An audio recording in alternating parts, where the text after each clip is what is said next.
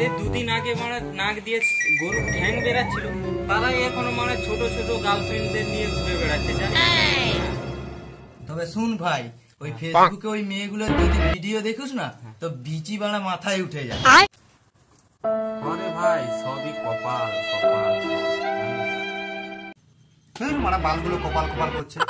মানে জানিস পাড়ে একটা মাল এসছে ওদের বাড়িতে, পুরো সানি লিওনের মতো দেখতে। সে কি রে মা, বাবুদের বাড়িতে সানি লিওনের মতো মাল এসছে আর আমি কিনা জানি না?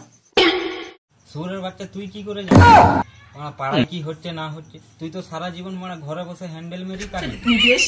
হ্যান্ডেল মারার বয়সে হ্যান্ডেল মারবো নি তো তোর দাদুর কি যে মারবো?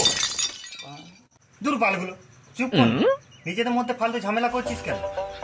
বাবুদের বোনকে কিভাবে পটাবি সেটার আগে